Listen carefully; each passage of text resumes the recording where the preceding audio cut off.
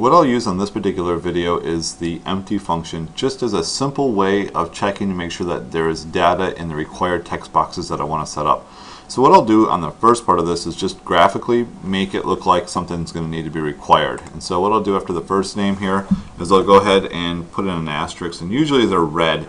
So what I'll use is a simple font tag, and we'll just say color is red, color equals red, put in the asterisk, and then close out this font tag. And that's just some basic HTML tags here to use. I'll go ahead and copy that, and then I'm going to paste that here in my last name. So it's just an opening font tag. There's a color attribute that we're setting as red.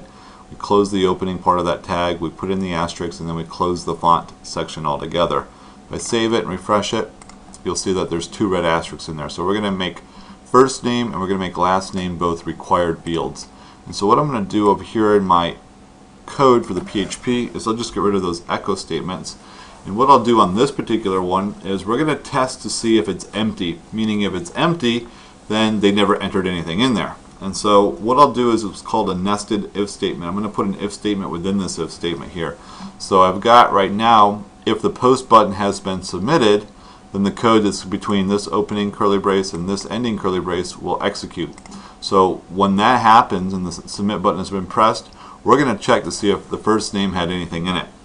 So what I'll do by that one is just type in another if statement here within the code, and the if statement is going to require the opening and closing curly brace. Now within this one, our opening and closing parentheses, it will also have the opening and closing curly brace here in a minute. But within the parentheses, what I'm going to need to do, and similar to what we have on line 6, is type in a function. So I'm going to use the empty function, empty, and I need to have the opening and closing parentheses for this function as well. So I need to add those in there. And what are we going to test for being empty? Well, we're going to test to see if the first name post information for first name is empty. And if it is, it means they didn't enter anything into it. So what I'll need to type in here is the $_ underscore post, and then we're going to go ahead and put within the array brackets there, the square brackets, and within those single quotes, we're going to need to put in there the F name. That's the one I want to check to see if it's empty. Meaning if it is empty, if that returns back empty, that means they didn't have anything in there. So what I'll do is have an opening curly brace, I'll space down a little bit, put a closing curly brace. There we go. Opening and closing curly brace. So the code that we'll type in here is as a result of the first name not having anything in it. So I'll just go ahead and just echo out a statement that says first name is required. And that'll go ahead and indicate to them that the first name is required. They should have entered something into it. So I can do the exact same thing. In fact, I can copy and paste my code. I'll just copy that code and then paste it down here a little bit further, and so that I will also check the L name. So I'll go ahead and reuse that and type in L name for last name, and just change this to last name rather than first name. So let's go ahead and do that. Last name is required. I'll go ahead and hit save, and then let's go ahead and look at our form. This is a form, and I've refreshed it.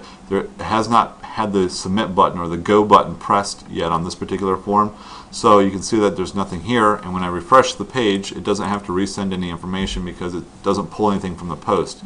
So let's go ahead and just ignore the first name. I'll type in last name, and I'll just type in this is some info. I'll hit go, and you'll see what ends up happening is the first name is required text will appear in here, meaning that the submit button had been pressed, so it came over here, and since it had been set, it's going to go ahead and execute the code here for line 7.